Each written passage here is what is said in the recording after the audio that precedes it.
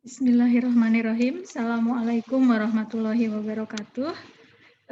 Bapak Ibu sekalian, kali ini saya akan membahas mengenai pengasuhan atau parenting sebagai upaya mencegah LGBT. Ya, memang fenomena LGBT di Indonesia semakin ke sini semakin banyak mungkin dari sisi populasi, kemudian juga isu-isunya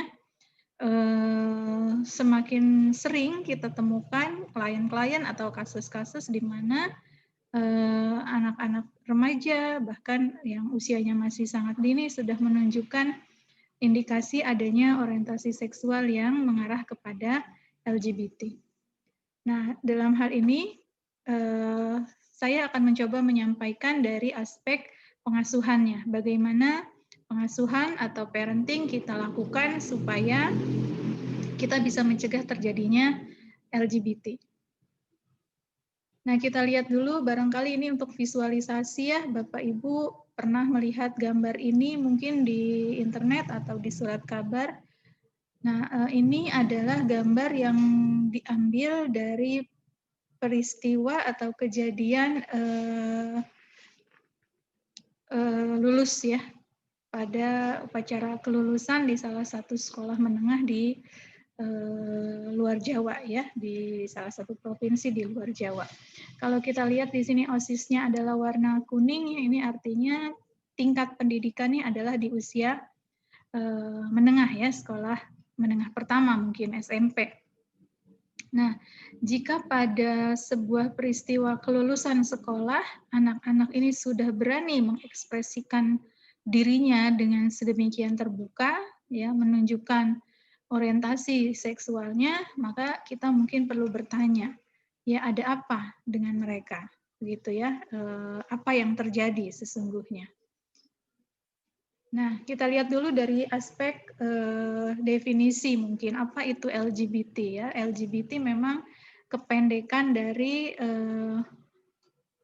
lesbian, gay, bisexual dan transgender ya. Kita bagi menjadi LGB, kemudian T-nya adalah transgender ya. Secara terminologi LGB ini berarti termasuk ke dalam homoseksual ya, bagaimana seorang laki-laki atau seorang perempuan dia tertarik secara seksualnya kepada sesama jenisnya ya. Yang dimaksud sebagai tertarik secara seksual itu melibatkan perasaan ya, ada hubungan kasih sayang atau hubungan emosional, kemudian juga ada ketertarikan secara erotik ya, baik predominan maupun eksklusif terhadap jenis kelamin yang sama ya, dengan ataupun tanpa hubungan fisik. Artinya bisa saja relasi ini tidak melibatkan aktivitas fisik, hanya berupa kecenderungan ketertarikan saja.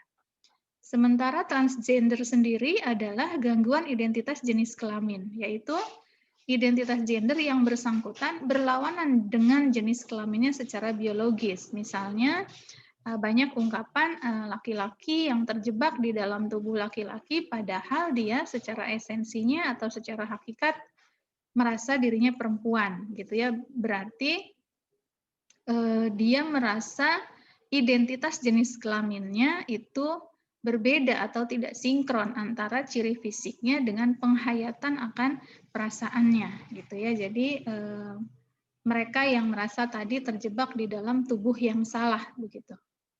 Nah, apa saja hal-hal yang berkaitan dengan LGBT ini? Tentu saja bisa terkait dengan kondisi fisiologis, misalnya gen, ya, kromosom ataupun hormon-hormon. Kita tahu kromosom laki-laki itu adalah XY, kromosom perempuan adalah XX. Kemudian hormon-hormon terkait dengan hormon-hormon seksual, ya, testosteron, progesteron, estrogen. Nah, itu bisa berkaitan dengan kondisi LGBT-nya seseorang. Nah, kemudian hal lain yang terkait dengan kondisi LGBT adalah kondisi psikologis. Biasanya ini terkait dengan peristiwa traumatik mungkin di masa lalu, kemudian ada masalah-masalah emosional yang dialami, kemudian bisa juga terkait dengan konsep diri yang belum ditemukan atau masih mencari atau masih labil ya, atau konsep dirinya yang negatif. Bisa juga terkait dengan rasa percaya dirinya, ya, atau juga yang terkait dengan kemampuan problem solving dan lain-lain. Ada banyak sekali kondisi-kondisi psikologis yang mungkin berkaitan dengan LGBT. Kemudian juga bisa terkait dengan kondisi lingkungan, misalnya pola asuh yang tidak tepat, atau perubahan orientasi seksual itu terkait dengan gaya hidup, pertemanan, dan lain-lainnya. Jadi ada banyak sekali hal yang berkaitan dengan LGBT. Kita memang perlu mencari faktor-faktor apa saja yang bisa terkait dengan LGBT. Nah, kita lihat dalam pengasuhan ya, yang terkait dengan LGBT, bagaimana kaitannya antara parenting dengan LGBT. Maka sebelum masuk kepada LGBT-nya secara spesifik, kita bicara tentang parenting dan seksualitas dulu, karena akar dari LGBT adalah masalah seksualitas. Ya, apa itu seksualitas? Itu mungkin yang perlu kita pahami dulu.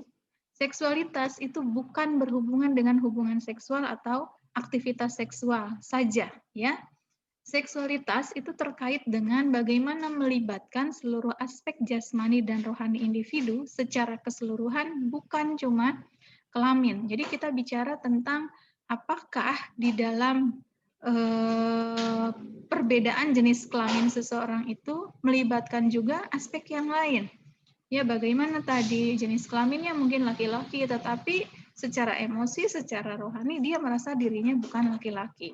Atau sebaliknya, ya bukan cuma tentang kelamin saja, termasuk di dalamnya juga peran-peran gender. Kemudian seksualitas ini dibentuk oleh nilai-nilai. Jadi bagaimana seorang anak dididik dengan nilai-nilai seksualitasnya? Ya, kita seringkali mengatakan bahwa seksualitas itu sesuatu yang tabu, padahal bukan, ya.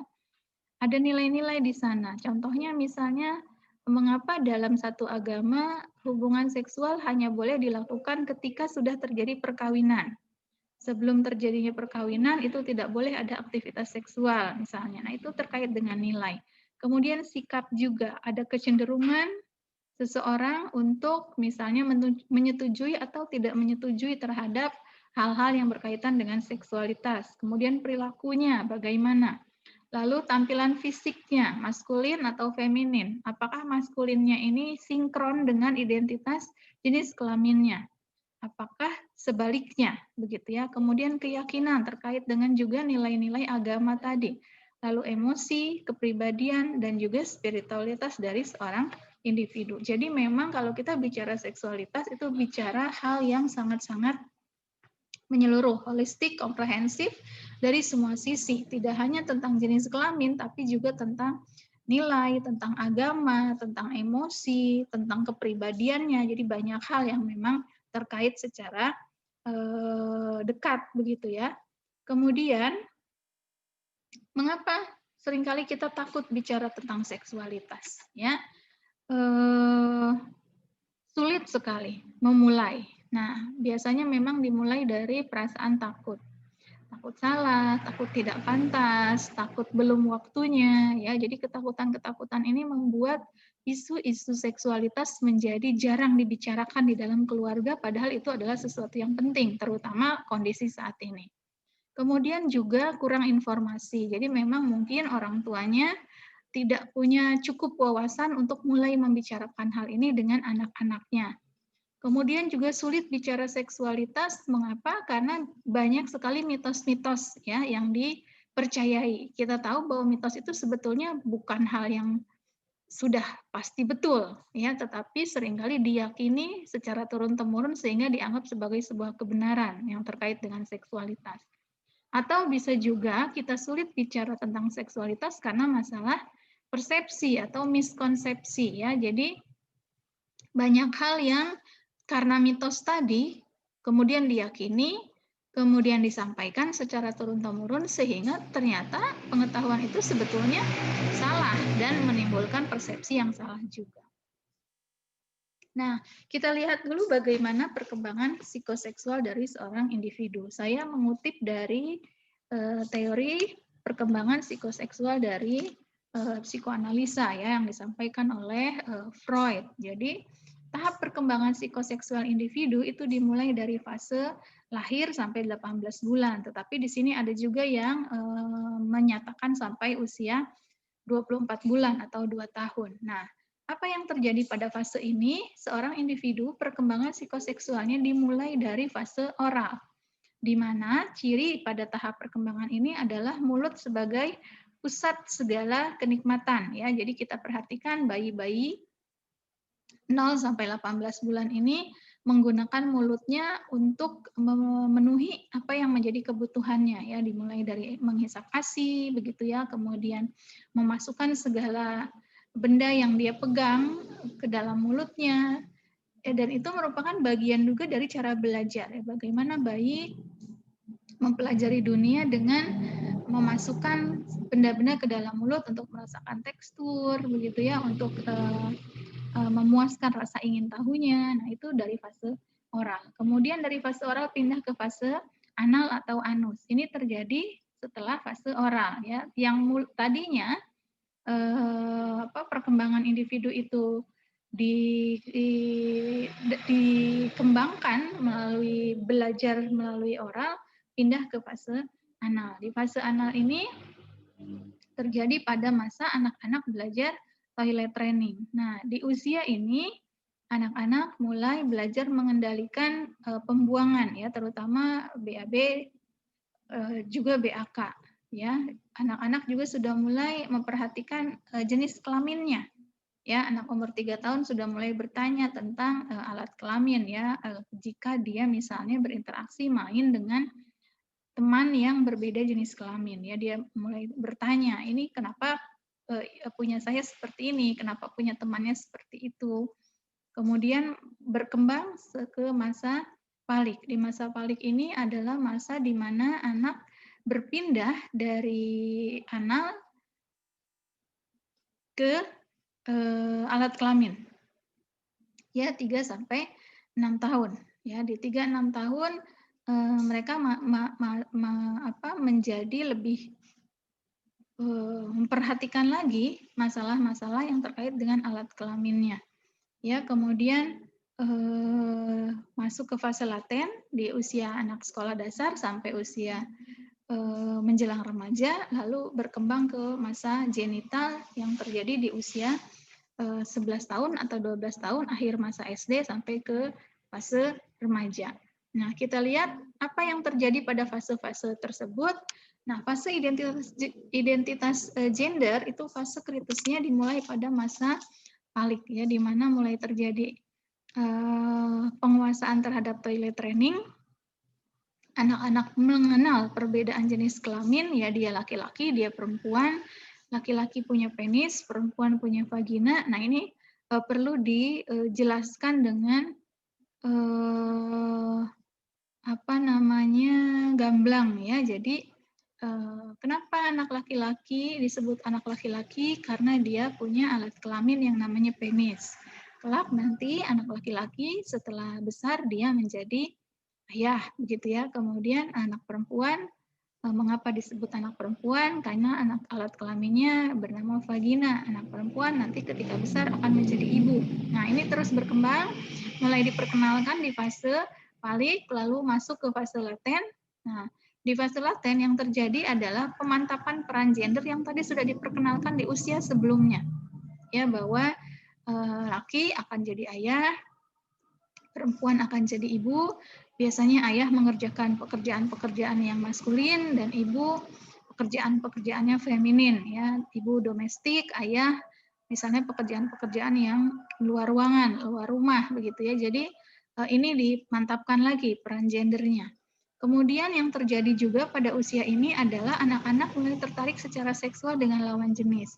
Mengapa itu terjadi? Karena memang di usia ini beberapa anak hormon-hormon seksualnya sudah mulai aktif. Ya, kita temukan misalnya anak SD sudah ada yang menstruasi, yang laki-laki sudah mulai mimpi basah. Maka di fase ini terjadilah perkembangan seksual individu. Kemudian terus berkembang kembali masuk ke masa genital. Ya, di masa genital itu usia 11 tahun akhir masa SD sampai remaja. Nah, karena perkembangan hormon seksualnya sudah mulai aktif pada anak-anak yang sudah mimpi basah dan menstruasi, maka sudah ada ketertarikan untuk mencoba aktivitas-aktivitas seksual. Dari mulai yang paling ringan, misalnya menyentuh temannya, berpegangan tangan, ya, dan kemudian nanti karena dorongan rasa ingin tahu, karena dorongan seksualnya, sentuhan-sentuhan ini akan menjadi semakin mendalam, ya, semakin berat, tidak hanya cukup dengan misalnya berpegangan tangan.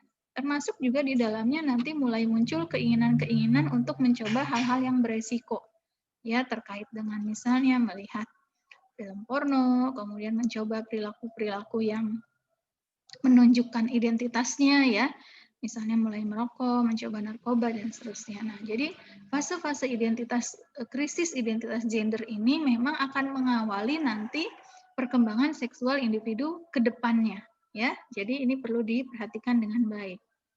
Nah,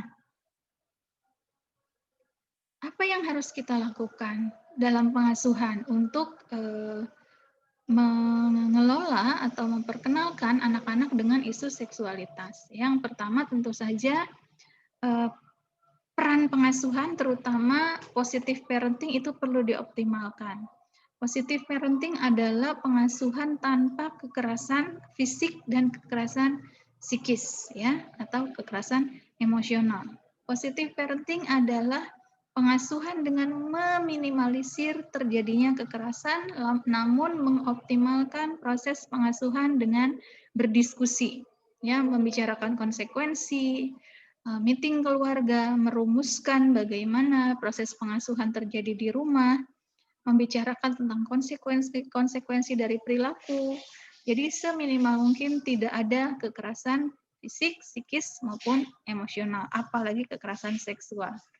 Lalu menyeimbangkan figur ayah dan ibu dalam pengasuhan. Jika salah satu orang tua tidak ada, maka optimalkan figur pengganti.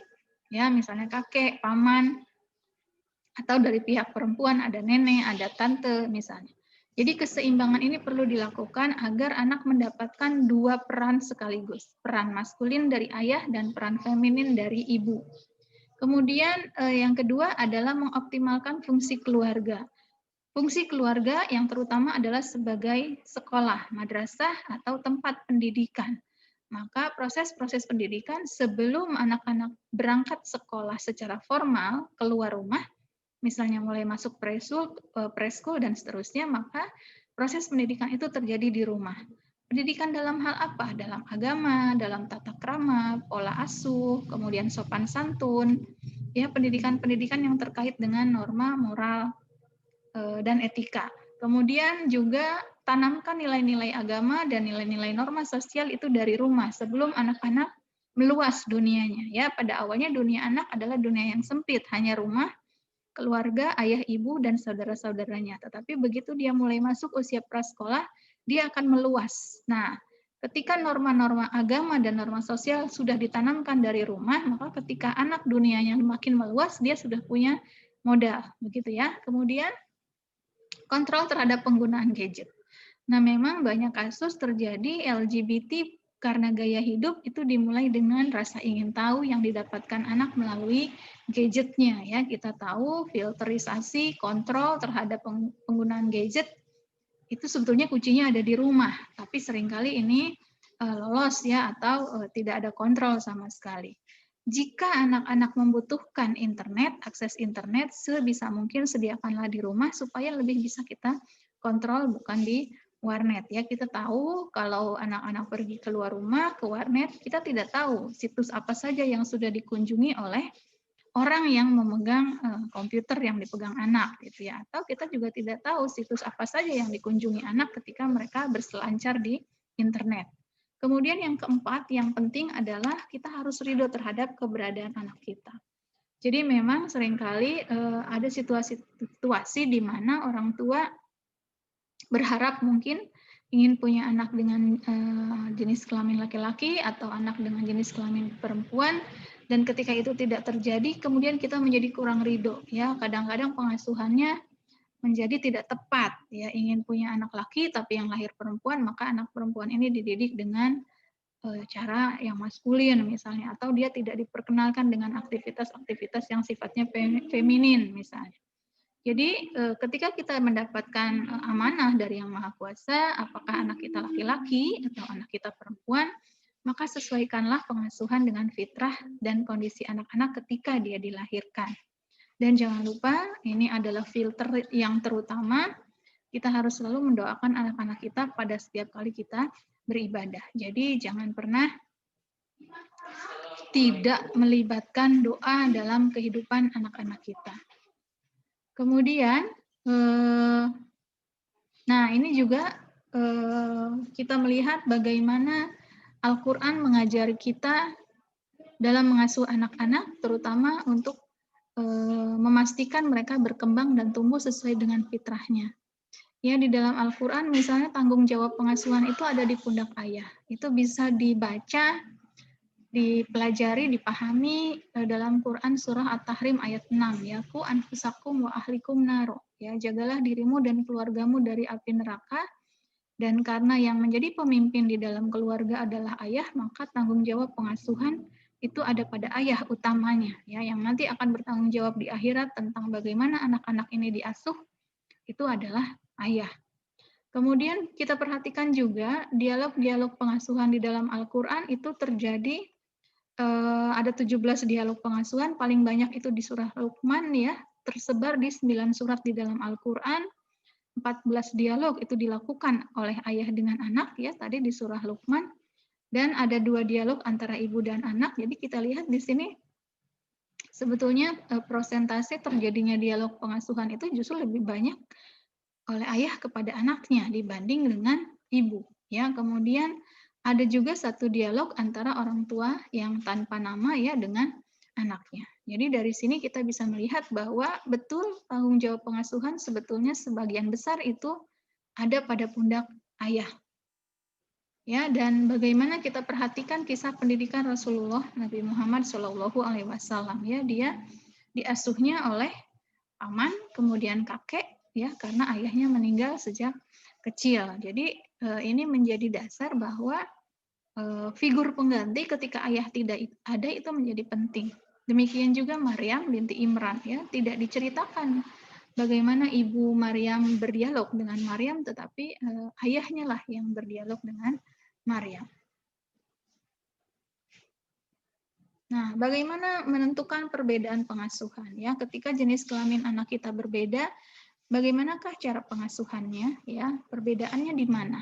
Kita lihat pada anak-anak laki-laki, maka pengasuhan itu dititik beratkan kepada melatih kemampuan memimpin. Ya, karena kita sedang menyiapkan calon pemimpin, calon ayah, ya, calon suami, calon individu yang nanti di akhirat kelak dia akan dimintai pertanggungjawaban sebagai pemimpin. Maka itu yang perlu ditanamkan. Kemudian usahakan mendekatkan anak-anak dengan institusi masjid, ya, sholat jamaah sebisa mungkin di masjid, begitu ya. Kemudian kegiatan yang sifatnya motorik kasar outdoor, ya, untuk melatih atau mengembangkan maskulinitasnya, ya, supaya dia tumbuh menjadi laki-laki yang kuat, ya, yang secara motorik dia gagah begitu ya, mampu melakukan kegiatan-kegiatan yang sifatnya maskulin. Ajarkan keterampilan hidup yang sifatnya maskulin tadi ya, misalnya ada keran rusak di rumah, diajari bagaimana cara memperbaikinya, memompa ban, misalnya mengganti gerendel pintu, melakukan aktivitas bengkel sederhana ya, kalau dia punya sepeda, ada kendaraan bisa diperkenalkan. Kemudian memotong rumput, bertani dan seterusnya. Kemudian juga dorong anak laki-laki untuk terlibat dalam kegiatan yang sifatnya sosial dan kerelawanan. Nah, sementara pada anak perempuan justru pengasuhan itu dititik beratkan pada bagaimana membangun dan mengembangkan harga diri anak, ya, bahwa mereka adalah berharga penting ya, seperti mungkin kita bisa ibaratkan layaknya porselen Cina ya. Jadi mahal, halus, eksklusif, sangat-sangat berharga. Tetapi ketika misalnya sudah terjadi rusak, noda, nah, si porselen ini menjadi tidak lagi berharga, begitu ya. Nah, maka kita wajib mendidik anak-anak perempuan kita untuk menjaga dirinya dengan menunjukkan bahwa dia adalah orang yang sangat berharga, ya, tidak sembarangan orang bisa mendekatinya, tidak sembarangan orang bisa merusaknya. Kemudian didiklah untuk menutup aurat sejak kecil dan jangan berikan pakaian laki-laki kepada anak perempuan. Kemudian libatkan dalam kegiatan rumah tangga yang sifatnya domestik, ya, jika laki-laki itu kaitannya dengan maskulinitas, maka perempuan pada femininnya, ya. Latih untuk bersikap sopan santun, lembut dan ramah, ya, karena begitulah nanti dia akan berperan sebagai ibu yang penuh dengan keramahan, halus, ya, lembut begitu. Kemudian juga terangkan mengenai menstruasi, kehamilan, melahirkan dan nifas setelah mereka masuk fase akil balik. Nah, jadi kelihatan dari sini bagaimana perbedaan perlakuan pada saat mengasuh sesuai dengan identitas jenis kelaminnya masing-masing anak. Nah, jika kita merujuk pada salah satu hadis, ya, riwayatkan oleh Ahmad, ya, Rasulullah bersabda bahwa perintahkanlah anak-anak kalian untuk sholat ketika mereka berusia 7 tahun dan disiplinkan bila mereka enggan melakukannya pada usia 10 tahun dan kemudian pisahkanlah tempat tidur mereka. Nah, ini kita perhatikan bagaimana membiasakan anak-anak, memperkenalkan dulu anak-anak kepada Tuhannya, kepada Allah melalui aktivitas sholat itu mulai pada usia 7 tahun. Nah, ada waktu 3 tahun untuk membentuk pembiasaan ini sehingga ketika 10 tahun mereka masih belum mau sholat, kita boleh mendisiplinkannya. Tetapi poin pentingnya adalah pada 7 tahun. Ya, perkenalkan supaya nanti mereka tahu anak laki 7 tahun itu sudah mulai diajak ke masjid. Maka akan terbentuk identitas gendernya.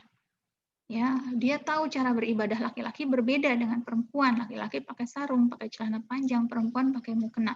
Maka ketika itu dibiasakan, dia mulai membentuk identitas gender sebagai laki-laki, sebagai perempuan. Dan pisahkanlah tempat tidurnya. Nah, ini perhatikan. Jadi jangan sampai anak laki-laki masih bersatu tidurnya.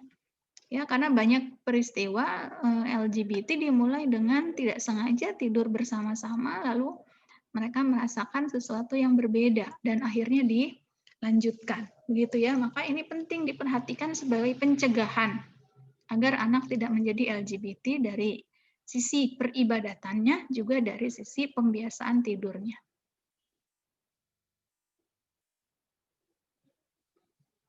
Nah, jika sudah terjadi, apa yang harus dilakukan?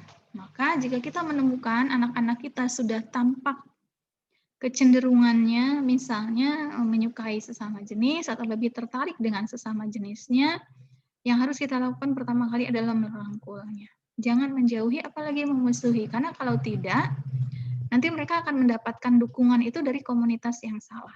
Ya, kabur dari rumah, tidak mendapatkan pengawasan, pendidikan, akhirnya mereka semakin menjadi-jadi. Jadi terima dulu, dirangkul dulu. Kemudian setelah itu carilah pertolongan profesional. Ketahui apa yang terjadi, mengapa menjadi seperti itu.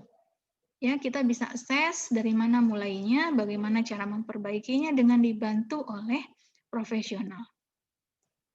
Cari juga dukungan dengan mencari atau bergabung dengan komunitas-komunitas yang peduli terhadap LGBT. Tentu saja kepedulian ini yang mengarah kepada mengembalikan mereka kepada fitrahnya.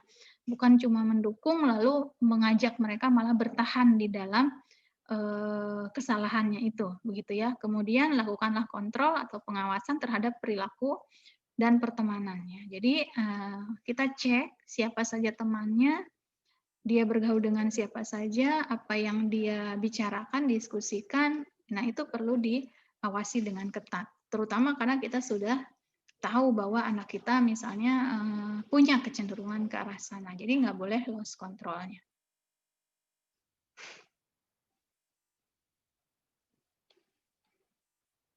Ya, jadi mudah-mudahan dengan share yang singkat ini bisa dipahami bagaimana pengasuhan bisa menentukan atau mencegah agar anak-anak kita tidak menjadi seorang LGBT. Itu saja barangkali yang bisa saya sampaikan, mudah-mudahan bermanfaat. Kita ketemu lagi mungkin dengan tema-tema yang lain. Terima kasih. Assalamualaikum warahmatullahi wabarakatuh.